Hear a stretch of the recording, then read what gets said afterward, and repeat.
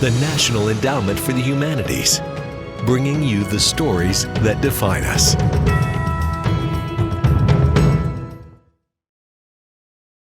When I go fly fishing, the world goes away. It's just not there anymore.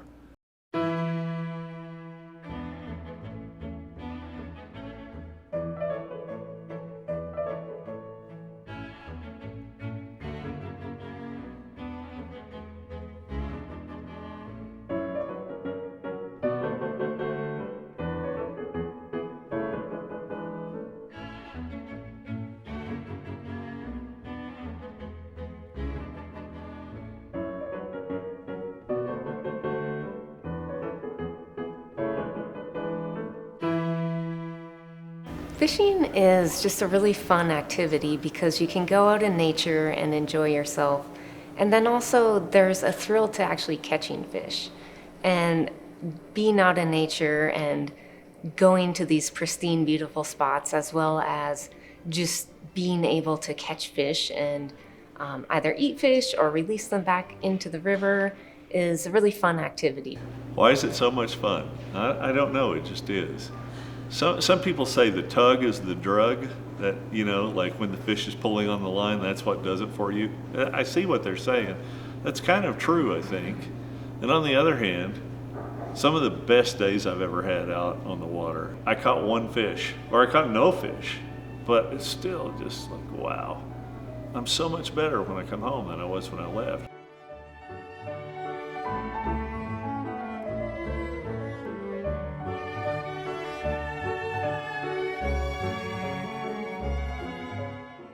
One of the main aspects of indigenous worldviews is that inanimate objects are alive.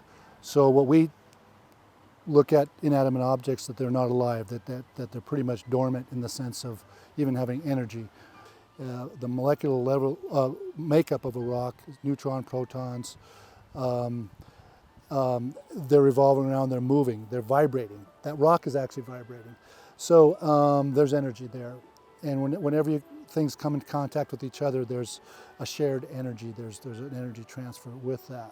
On that level, you would then look at that life form with a higher respect and a degree of respect, right? That, oh, well, it's living, it's got a family, it cares about things, it's got emotions, it's got feelings, it's like us as beings, and we shouldn't just discard it, or we shouldn't treat it badly, but we should treat it as an equal, because also it helps fortify us. One of the best ways I think to fish is dry fly fishing. And when you cast a fly, it goes and it lands on top of the water. And that's a really neat thing because you can watch it and you can see the fish approach the fly, and then you can see the fish grab the fly. Then the fight is on. And that's a really fun moment too, especially for rainbow trout and brown trout, because the fish run and they leap and they pull the line, and it's a battle and a struggle to get the fish in and land the fish. Meantime, see what's happened? Your mind hasn't been on anything that troubles you. Last time I thought about cancer or the mortgage or whatever, it was a long time ago. Fly fishing is a spiritual activity because you're out in amazing, beautiful mountains and streams. And I think the activity itself, which is meditative and relaxing, brings people closer to themselves. It brings people closer to their gods, and is just a relaxing activity that way. And that means your anxiety disappears, and it means your depression disappears, and it means all the problems you have, in your life or at work, they all disappear. When a person is by themselves for 3-4 days, it's just you and yourself. So a lot of things come up. A lot of things in your history, in your past will come up. You have to deal with to certain degrees, So there was certain revelations and certain things that I've resolved from the past. Now that was a thing that my grandmother always told me. She said, grandson, now if you feel like you're having trouble with things, like, I expressed I wasn't doing so good in school. She said, you just go down to that river and you sit by that river and just listen. And just listen, she says. Don't think about anything else. And so I'd do that. And it was Rattlesnake Creek, it was high water, and I was sitting there listening, and all of a sudden I hear this clunk, clunk, clunk, clunk, clunk. And I was like, what is that noise? It sounds like it's coming from the bottom of the river. And what it was rocks. The rapids were slowly turning over rocks, and they're hitting the other rocks and making the noise. Oh my gosh. And I just like, whoa, it's talking to me. The river's talking to me. You know, besides the rapids and what you can hear now as the river talking to you. But just discovering that just put me in a totally different mood, and I was happy realizing that. But just observing nature and finding something new in my life.